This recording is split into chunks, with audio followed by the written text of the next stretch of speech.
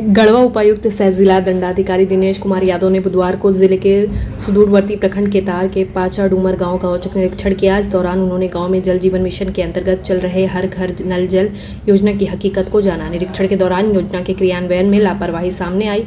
हर घर नल योजना से आच्छादित पाचा डूमर गांव में घर घर घूमकर निरीक्षण किया। इस दौरान उपायुक्त ने गांव में निर्मित पानी टंकी, रिफाइन मशीन तथा अन्य उपकरणों का भी बारीकी से जांच की। उपायुक्त ने करीब 100 घरों का खुद भौतिक सत्यापन किया। अधिकांश घरों में पानी का सही कनेक्शन नहीं पाया गया। किसी भी घर में नल का संतोषजनक कनेक्शन नहीं पाया गया। कई घरों में नल लगे ही नहीं हैं और जहाँ लगे हैं उसकी टोटी सूखी है, पानी नहीं आ रहा है। कुछ घरों में केवल पाइप निकालकर छोड़ दिया गया है।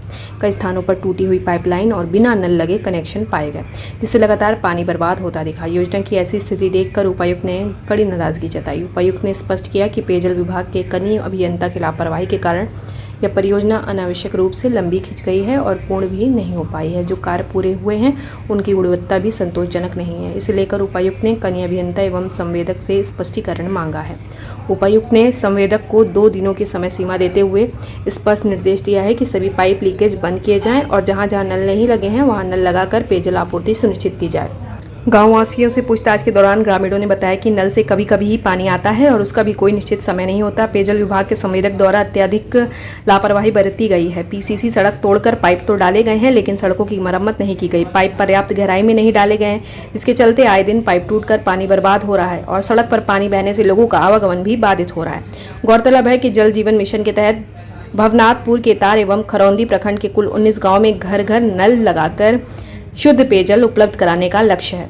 करीब 80 करोड़ की ये योजना है और इससे न केवल केतार प्रखंड बल्कि और भी आसपास के जो प्रखंड हैं उसमें नल का जो पानी है उसको पहुंचाना है। तो काफ़ी हद तक इसमें कार्य जो है ठेकेदार के मुताबिक हो चुका है और जो मोटे मोटे स्ट्रक्चर्स हैं उसका हमने इंस्पेक्शन भी किया है, तो मोर और लेस वहाँ वर्क सेटिस्फैक्ट्री है। बट जो टोले की जो स्थिति है वो ठीक नहीं है और जो ग्रामीणों से इंटरेक्शन किया है और जो कई टोलों में और घरों में भ्रमण किया है उससे स्पष्ट है कि नल जो लगाया है या तो लगा ही नहीं है या पाइप फटे हुए हैं या फिर बहुत सारी जगह जो है उसकी डेप्थ ठीक नहीं है। तो कुल मिला के काफ़ी सारी खामियां हैं। तो इसके लिए हमने जो जेई है उनको स्पष्टीकरण भी किया है और ठेकेदार से भी जो है उनका एक लिखित पक्ष हम मांगेंगे क्या आपका इसमें रीज़न है कि ये काम क्या जो है वो गंदे तरीके से आपने किया है और जो भी फाइंडिंग्स होगी उसके अनुरूप फिर आगे एक्शन लिया जाएगा। और जल सहियाओं को भी जो है उनके साथ भी हमने इंटरेक्शन किया है और उनके भी कई सारे दायित्व हैं कि पानी की जो गुणवत्ता की जांच उनको करनी है।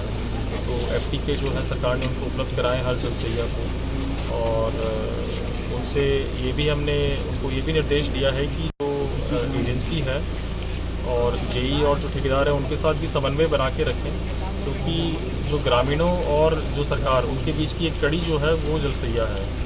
तो जो शुल्क है 65 रुपये के आसपास का वो भी जल सहिया को ही लेना है। साथ ही साथ एक और जो इशू हमने यहाँ पे पाया कि जो पानी छोड़ा जाता है तो उसका भी कोई समय निर्धारित नहीं किया गया है। तो ग्रामीणों को पता नहीं रहता है कि पानी कब आने वाला है कब नहीं आ रहा है। तो सहिया को हमने निर्देश दिया है कि इनको समय जो है एक निर्धारित करके आम सभा में और ठेकेदार के साथ फिर समन्वय स्थापित करके जेई के साथ समन्वय स्थापित करके टाइमिंग को भी इस्टेब्लिश किया जाएगा। सर, अगर देखा जाए तो यह लगभग 6 वर्ष हो गया है